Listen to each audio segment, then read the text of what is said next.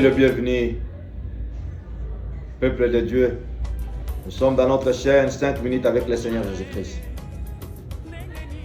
Nous avons commencé déjà notre série des enseignements sur la conscience.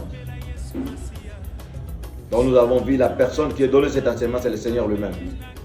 Quand on avait arrêté une femme en flagrant délit d'adultère, le Seigneur se mit à écrire par terre. Il n'a pas écrit notre thème. Notre Seigneur ne peut pas écrire n'importe quoi. Je le crois avec une foi têtue que notre Seigneur va écrire les thèmes de péché. Le premier péché, c'est l'adultère.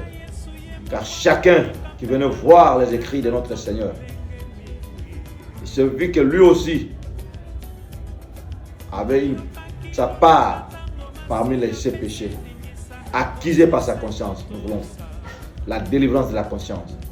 Tu dois te situer parmi ces consciences, laquelle tu t'appartiens. Car la Bible nous dit, toute plante qui n'a pas planté mon Père dans les célestes va être déracinée. Prenez conscience, pour conserver le mystère de la foi, il faut avoir une conscience pure. Beaucoup n'ont pas la conscience pure. Beaucoup ont une conscience souillée ou impure. Beaucoup ont une conscience incrédule. Et nous parlons de notre quatrième conscience, conscience envoûtée. Beaucoup des enfants de Dieu, peuple de Dieu, même des hommes de Dieu sont envoûtés. Et nous voyons comment cela se défile, même dans la télévision, même dans les chaînes que nous en avons maintenant dans l'internet, comment les hommes de Dieu font de délivrance, nus, font des choses impossibles. Si le Seigneur notre Dieu tarde à revenir, nous voulons nous voir nous repentir. Nous pouvons prendre le premier cas, la femme de Samson. C'est une femme envoûtée. Selon la parole de Dieu dans Juge 14, à partir du 15 jusqu'au verset 16. Jusqu'au verset 20, même on peut aller plus loin. La Bible nous dit, dans Juge 14, à partir du 15 jusqu'au verset 20, cette femme est allée pleurer. Elle a fait tout ce qu'elle pourrait faire, caresser le mari pour qu'il lui dise le secret de sa force. Or, c'était tout simplement un petit piège. Elle a été attendue avec les Philistins pour pouvoir tuer Philistin. Pour pouvoir tuer Samson. C'est une femme envoûtée. Combien de femmes envoûtées que nous avons aujourd'hui vont présenter les à présent pour vous donner des avoirs, peuvent tout vous donner, vous les hommes de Dieu, qui ont l'onction, qui ont la puissance. Il faut avoir le discernement. Car la Bible déclare dans Jean 4, verset 1. Ne donnez pas foi à tout esprit. Beaucoup sont perdus à cause des cadeaux. Oh, vous ne savez pas que vous étiez devant quelqu'un qui a une conscience envoûtée.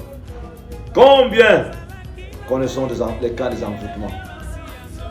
Même dans les grandes institutions, même dans les grandes sociétés, beaucoup sont envoûtés, assorcelés, se faisaient retrouver même dans les sciences occultes, ce qu'on va appeler les envoûtements, conscience envoûtée. Cette femme est venue, elle a pleuré toute la nuit, à caresser Samson pour que lui dise le secret de sa force. Ce n'était pas parce qu'elle avait de l'amour à son mari, mais c'était tout simplement parce qu'elle était envoûtée. Elle avait besoin de détruire son mari. Si nous lisons dans 2 Samuel au chapitre 14, les versets 17-19, nous verrons un roi qui va parler des paroles à une femme envoûtée. C'est comme les camps que nous pouvons lire dans la parole de Dieu dans 2 Samuel 13, à partir du premier verset jusqu'au verset 14, les camps des Cestes, des fils de David, Amon avec sa sœur Tabar. Beaucoup des occultistes le font aujourd'hui. Or, la Bible nous dit, dans 2 Thessaloniciens au chapitre 2, à partir du verset 9 jusqu'au verset 12, 2 Thessaloniciens chapitre 2, à partir du 9 jusqu'au verset 12, par l'apparition de l'impie, se fera des grands prodiges mensongeurs. Pour ceux qui croient aux mensonges, Dieu leur envoie une puissance d'égarement afin qu'ils puissent croire.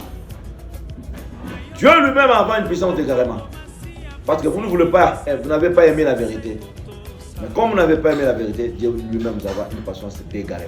C'est pourquoi aujourd'hui, combien, même nos églises, même des enfants de Dieu qui sont envoûtés, parce qu'ils n'ont pas les dons de discernement. Conscience envoûtée. Il sait que tout ce que je fais là, ça ne vient pas de Dieu. Ça vient de ce que nous appelons, qui sont allés chercher des filles étrangères. Il y a des ventes qui se font partout. En France, aux États-Unis, au Nigeria, ils prennent n'importe quoi. Sa conscience, une conscience envoûtée. Tu as besoin de la délivrance. Que le Seigneur vous bénisse.